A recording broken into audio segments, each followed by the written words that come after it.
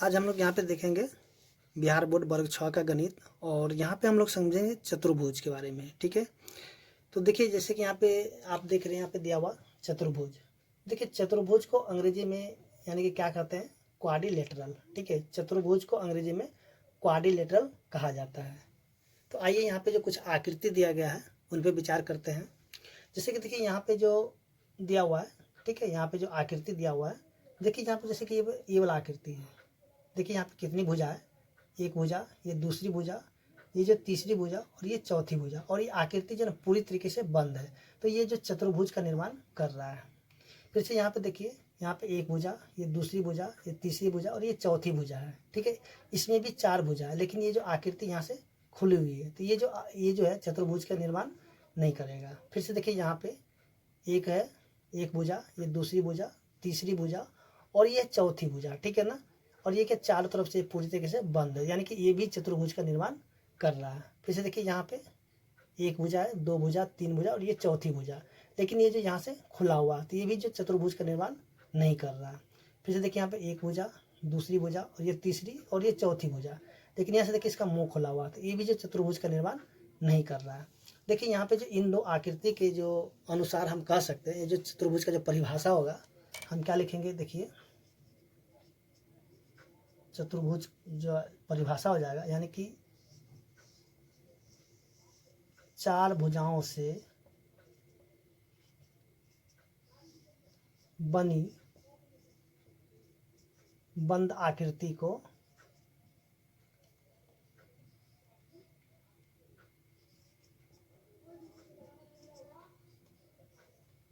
चतुर्भुज कहते हैं। ठीक है, तो इसका जो ये परिभाषा हो जाएगा, यानी कि चार भुजाओं से बनी बंद आकृति को चतुर्भुज कहते हैं। ठीक है, तो चलिए यहाँ पे और भी कुछ थोड़ी सी बातें हैं, उसको भी जान लेते हैं, फिर इसका जो प्रश्नावली होगा उसको भी सॉल्व करेंगे। तो देखिए यहाँ पे जो चतुर्भुज दिया गया है, तो सबसे पहले हम यहाँ पे देखेंगे शीर्ष। चलिए यहाँ पे हम देखेंगे सबसे पहले शीर्ष। ठीक है, जैसे कि शीर्ष को अंग्रेजी में हम लोग क्या बोलते हैं, वर्टेक्स। ठीक है, उसके बाद यहाँ पे देखेंगे इसका जो भुजा है, तो भुजा क्या बोलते हैं अंग्रेजी में, साइड। उसके बाद हम देखेंगे कोण। तो जैसा कि हम यहाँ पे देखेंगे कोण को क्या बोला जाता है अंग्रेजी में, एंगल। ठीक है, उसके बाद हम यहाँ पे और भी देखेंगे, जैसे कि यहाँ पे हम लोग देख लेंगे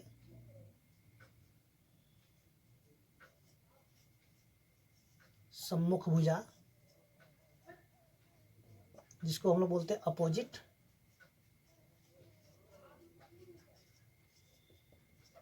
साइड, यानी कि अंग्रेजी में बोला जाता है इसको।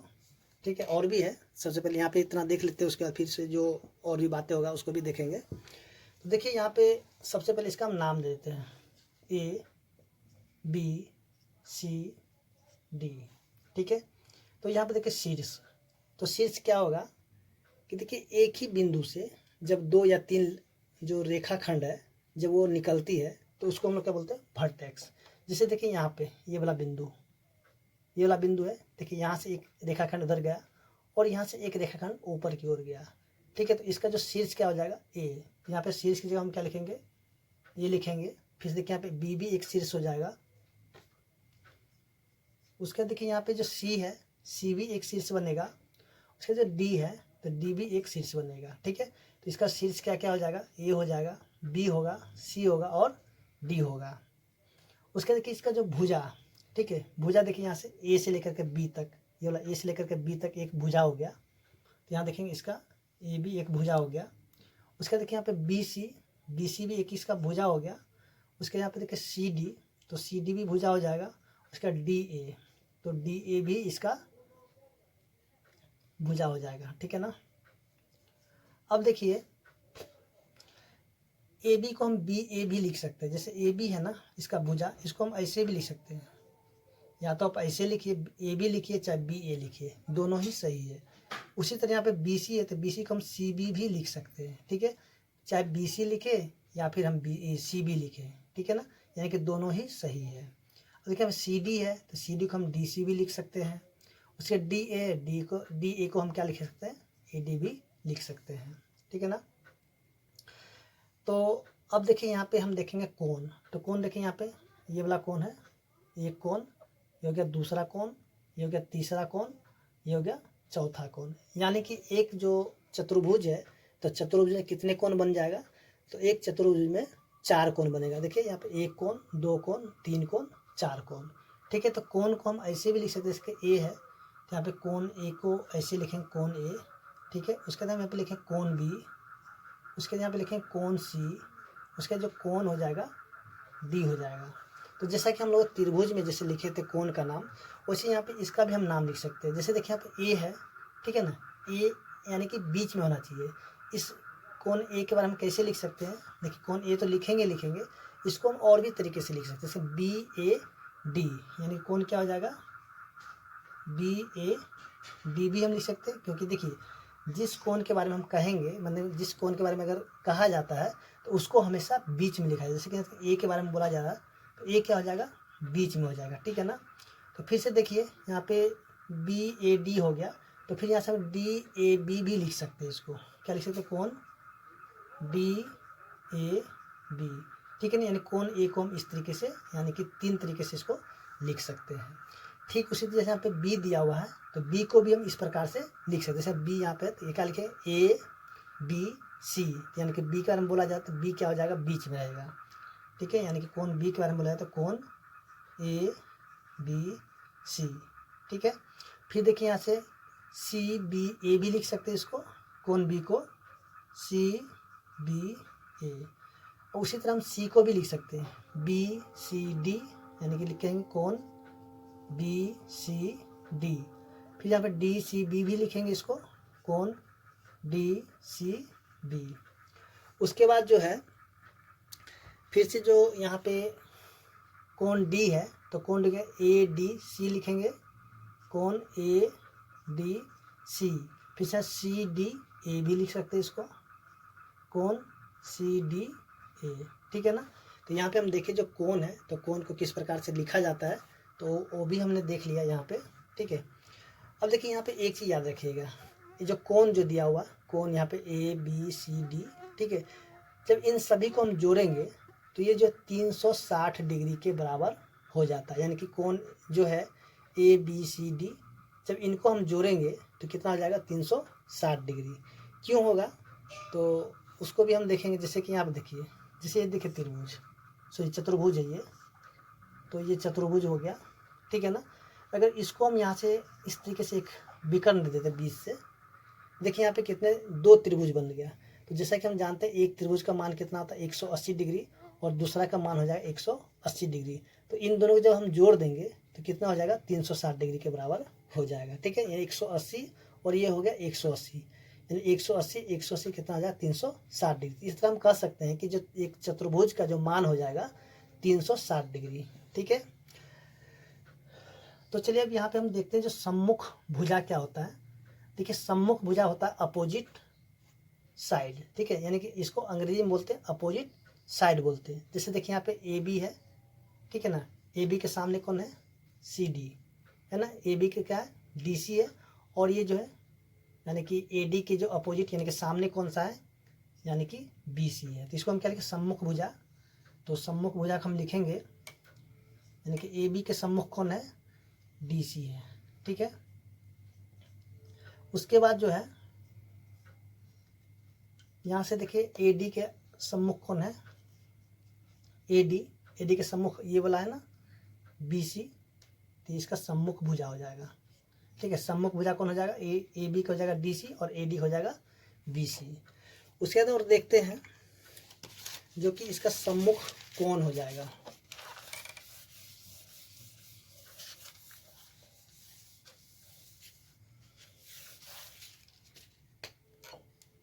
तो देखिए अब यहाँ पे हम देखते हैं सम्मुख कोण। तो इसको क्या बोलेंगे अंग्रेजी में, इसको बोलते हैं अपोजिट एंगल, ठीक है। तो देखिए अपोजिट एंगल, जैसे यहाँ पे एंगल ए है तो इसके सामने कौन है, एंगल सी है, तो इसके क्या हो जाएगा, यानी कि सम्मुख कौन हो जाएगा, यानी कि एंगल ए के सम्मुख कौन हो जाएगा, एंगल सी। ठीक है। उसी तरह एंगल बी के सम्मुख कौन हो जाएगा, एंगल डी हो जाएगा, यानी एंगल बी के सम्मुख हो जाएगा, सॉरी यहाँ पे जो है एंगल ए के सम्मुख हो जाएगा एंगल सी, और एंगल बी के सम्मुख हो जाएगा एंगल डी हो जाएगा। ठीक है। उसके बाद यहाँ पे हम देखेंगे, तो चलिए आगे देखते हैं संगत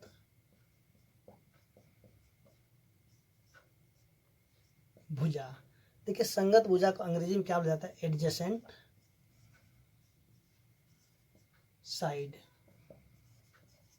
ठीक है। संगत भुजा क्या बोलेंगे अंग्रेजी में, एडजेसेंट साइड। अब देखिए एडजेसेंट क्या होता है, देखिए एडजेसेंट मैंने हम जस्ट यही बोल सकते हैं, संगत भुजा यानी कि जो जस्ट इसके बगल, जैसे कि ए बी अगर हम लेते हैं यहाँ पे ए बी, तो ए बी के बगल में कौन कौन सी भुजा है, देखिए ए बी के बगल में जो है ए डी है और ये बी सी है, और तो हम यहाँ पे कह सकते हैं कि ए बी के संगत कौन कौन हो जाएगा, ए डी हो जाएगा और बी सी हो जाएगा। लेकिन ए बी के संगत भुजा जो है डी सी नहीं होगा, क्योंकि डी सी इसके सम्मुख भुजा हो गया, यानी कि सामने का भुजा हो गया। ठीक है। तो यहाँ पे हम लिख सकते हैं, यानी कि ए बी की जो है संगत भुजा कौन कौन हो जाएगा, देखिए यहाँ से ए डी हो जाएगा, उसके बाद जो है बी सी हो जाएगा। ठीक है। उसी तरह अगर बी सी हम लेते हैं तो बी सी के जो है संगत कौन कौन हो जाएगा, ए बी हो जाएगा और यहाँ से सी डी हो जाएगा। ठीक है। लेकिन ए डी जो है इसका संगत भुजा नहीं बनाएगा। ठीक है। यानी कि बी सी के जो संगत ए डी नहीं, क्योंकि ये जो है ना दूर में चला गया। ठीक है। क्योंकि इसके बीच में क्या ये वाला कौन, सॉरी ये वाला भुजा आ गया और इधर से ये वाला भुजा आ रहा है, इसलिए इसका संगत भुजा नहीं होगा। ठीक है। उसी तरह अगर हम यहाँ पे लेते हैं डी सी या सी डी ले लेते हैं, तो देखिए सी डी के संगत कौन कौन जाता है, सी डी यहाँ पे है ना, तो इसके बाद बी सी हो जाएगा, उसके बाद यहाँ से डी ए हो जाएगा। ठीक है। उसके बाद जो है अगर हम यहाँ से ए डी ले लेते हैं, ठीक है, या डी ए ले लेते हैं, तो डी ए के संगत कौन कौन हो जाएगा, सी डी हो जाएगा, उसके बाद जो यहाँ पे ए बी भी हो जाएगा। ठीक है। तो इस तरह हम देखें जो कि संगत भुजा था, संगत भुजा वो यहाँ पे हम समझ लिए हैं। तो चलिए आगे हम देखते हैं इसका जो कि संगत कोण।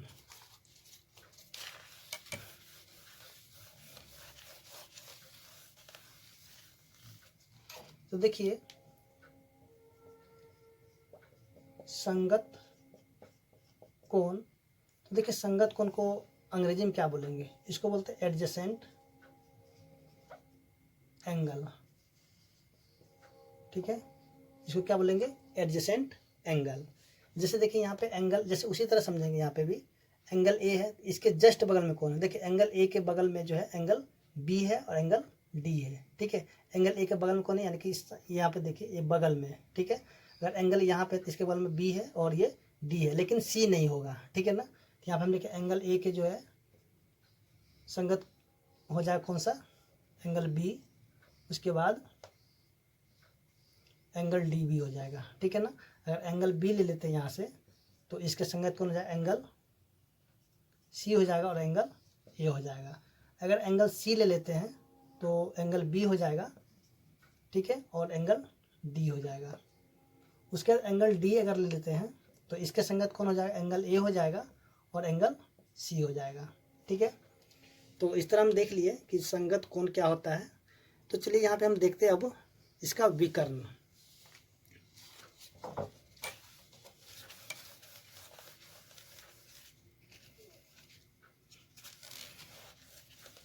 देखिए यहाँ पे विकर्ण, तो देखिए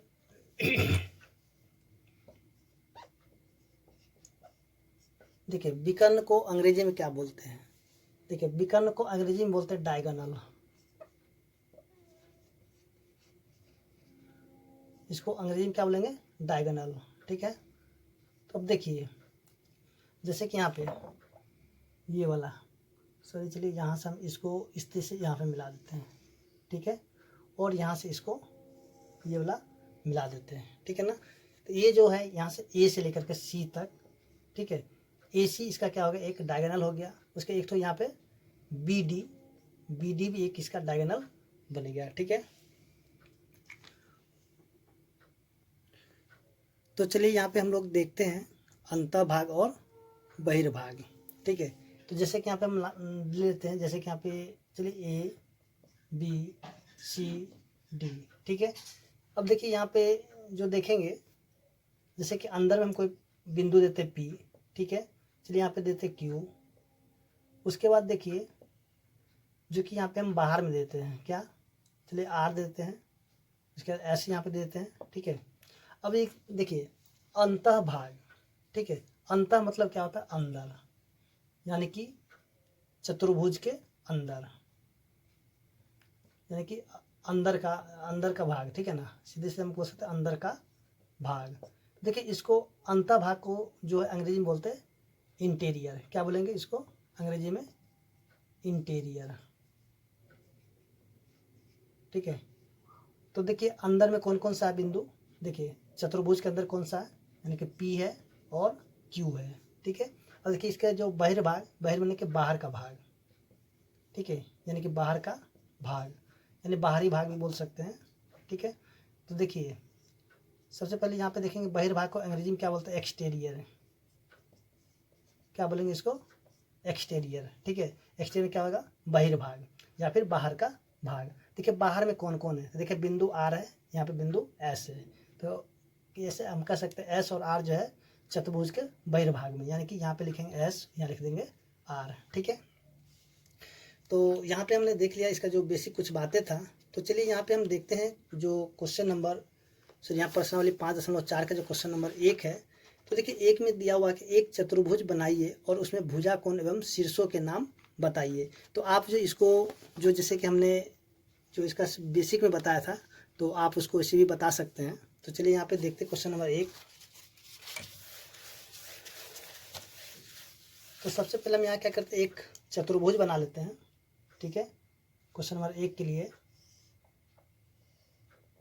तो ये हो गया चतुर्भुज। चलिए यहाँ पे क्वेश्चन नंबर 1, यहाँ पे लिखते हैं ए बी सी डी, ठीक है। तो देखिए यहाँ पे लिखना क्या, भुजा। तो चलिए यहाँ पे भुजा, उसके बाद यहाँ पे लिखते हैं कोण, उसके बाद जो है शीर्ष।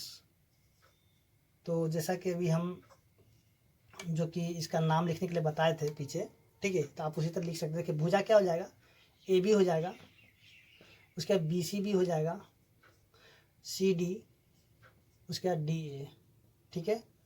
तो आप ऐसे भी लिख दीजिएगा। उसके बाद जो है आप इसको उल्टा भी लिख सकते हैं, जैसे आपका जैसे कोई होगा यहाँ से जो ए बी नहीं लिखा, बी ए भी लिख सकता है, या फिर ए डी भी लिख सकता है, डी सी भी, ऐसे भी लिख सकते हैं, ठीक है ना, जैसे कि हमने पीछे बताया था, ठीक है। अब देखिए यहाँ पे जो है कोण के बारे में क्या लिखेंगे। तो देखिए यहाँ पे कोण जैसे आप ऐसे भी लिख सकते हैं, कोण ए, कोण बी, कोण सी या कोण डी लिख सकते हैं, ठीक है। अगर ऐसे नहीं लिखना तो आप क्या कीजिए, इसका पूरे तरीके से इसका जो नाम है वही लिख दीजिए। जैसे कि यहाँ पे ए लिखना होगा तो डी ए बी, यानी क्या लिखेंगे, कोण डी ए बी। अगर हमको बी लिखना है तो क्या ए बी सी, यानी कि कोण ए बी सी कोण हो रहा है। उसके बाद बी सी डी, यानी कि कोण बी सी डी। उसके देखिए कोण फिर से हमें डी दिखाना है तो सी डी ए, यानी कोण सी डी ए, ठीक है। उसके देखिए शीर्ष, तो शीर्ष क्या हो जाएगा, ये वाला ए, ठीक है, ये वाला बिंदु वाला, यहाँ कि यहाँ से देखिए यहाँ पे ए लाइन आके मिला ना यहाँ पे, और यहाँ भी आके मिला, यानी कि को यहाँ पे शीर्ष क्या हो जाएगा, ए हो जाएगा, बी हो जाएगा, उसका सी हो जाएगा और डी भी हो जाएगा, ठीक है ना। तो इसका शीर्ष बन रहा है। अब देखिए यहाँ पे जो क्वेश्चन नंबर 2 दिया हुआ है, ठीक है ना, एक चतुर्भुज बना हुआ है, बोलता है बिंदु जो एम बहिर्भाग में, बिंदु एन अंतःभाग में तथा बिंदु पी को चतुर्भुज पर दर्शाइए, ठीक है। तो चलिए यहाँ पे हम क्वेश्चन नंबर 2 को भी क्या करते हैं, बना लेते हैं। तो जैसा कि यहाँ पे एक जो कि दिया हुआ है क्वेश्चन नंबर 2, देखिए क्वेश्चन नंबर 2 आप पढ़ लीजिएगा। तो देखिए यहाँ पे क्वेश्चन नंबर 2 जो दिया हुआ है, एम जो है यानी कि बिंदु एम कहाँ रखना है हमें, बहिर्भाग में। कहाँ रखना है, बहिर्भाग में, ठीक है। उसका जो एन जो है, एन को हमें कहाँ रखना है, अंतःभाग में। तो इसको भी हमने अभी देखा था बेसिक में कहाँ पे रखा जाता है। उसके बाद जो है पी है, पी जो है ना चतुर्भुज के ऊपर में ही दिखाना है, यानी बिंदु को पी को कहाँ पे लिखना है, चतुर्भुज के ऊपर में ही दिखाना है। देखिए एम कहाँ बहिर्भाग में, तो हम कहीं भी लिख सकते हैं। देखिए ये पूरा ये बाहर का भाग है, तो एम जहाँ भी मन है तो यहाँ पे आपको लिखना है, कहीं भी लिख सकते हैं। यहाँ पे ABCD ऐसे करके लिख दिए, ठीक है। एन जो अंतः भाग में, एन कहाँ होना चाहिए, अंतः भाग यानी कि अंदर में होना चाहिए। चलिए यहाँ पे एन को अंदर लिख देते हैं, ठीक है। उसके बाद जो पी यानी चतुर्भुज के ऊपर में होना चाहिए ना, चतुर्भुज पर, ठीक है। तो चलिए यहाँ पे ऐसे करके बिंदु दे करके यहाँ पे हम लिख देते हैं पी। आप कहीं भी लिख सकते हैं, चतुर्भुज के ऊपर ही रहना चाहिए पी, ठीक है। तो इस तरह हम देखें जो क्वेश्चन नंबर 2 था वो भी सॉल्व हो चुका है। तो चलिए यहाँ पे हम देखते हैं क्वेश्चन नंबर 3। तो देखिए क्वेश्चन नंबर 3 में क्या करना है कि आसन भुजा एवं सम्मुख भुजाओं के युग्म बताना है, ठीक है। तो इसको भी हमने बता दिया था जैसे कि अभी बेसिक में, ठीक है। यहाँ पे युग्म मैंने क्या, इसका जो जोड़ा होगा उसको बताना है, ठीक है। तो चलिए यहाँ पे देखते हैं क्वेश्चन नंबर 3 को। चलिए यहाँ पे क्वेश्चन नंबर 3 जो दिया हुआ है, तो यहाँ पे हमें क्या करना है कि जो आसन भुजा के युग्म है उनको दिखाना है, ठीक है। उसके बाद सम्मुख भुजा के युग्म है उनको भी दिखाना है। तो चलिए सबसे पहले हम देख लेते हैं सम्मुख भुजा के युग्म क्या होता है। जो सम्मुख भुजा है, ठीक है, सम्मुख भुजा के युग्म। अब देखिए सम्मुख क्या होता है, तो सम्मुख माने सामने। देखिए PS के सामने कौन है, QR। तो हम ऐसे कह सकते हैं PS के सामने जो है QR है, तो इसके युग्म हो गया, ठीक है ना। अब देखिए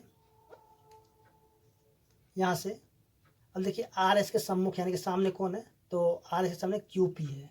तो हम लोग RS के सामने क्या है, QP, ठीक है। तो इसके जो क्या हो गया, सम्मुख भुजा के युग्म हो गया है। तो आप इसको जो ऐसे भी अपना नाम लिख सकते हैं। तो नाम जो किसे, जैसे कि हम यहाँ पे RS लिखे हैं तो कोई इसको SR भी लिख सकते हैं, ठीक है। या फिर यहाँ पे QP है तो इसको PQ भी लिख सकते हैं। चलिए अब आगे देखते हैं जो कि सम्मुख भुजाओं के युग्म है, सॉरी आसन भुजाओं के युग्म, आसन भुजाओं के युग्म, ठीक है। तो देखिए यहाँ से हम क्या लिखेंगे, जैसे कि PQ, यहाँ से PQ है ना, तो PQ किसके जाएगा, QR के, PQ हो जाएगा QR के। अगर यहाँ से हम देखते हैं QR, ठीक है, तो QR हो जाएगा RS के, यहाँ से RS। चलिए यहाँ से QR हो जाएगा RS के, देखिए RS हो जाएगा किसके, SP के, ठीक है। यानी कि RS हो जाएगा SP के और SP हो जाएगा QP के, ठीक है। चलिए यहाँ पे हम लिख लेते हैं SP जो हो जाएगा PQ के, ठीक है। तो यहाँ पे जो क्वेश्चन नंबर 3 था वो भी सॉल्व हो चुका है और उम्मीद करते हैं कि आपको समझ में आ गया होगा।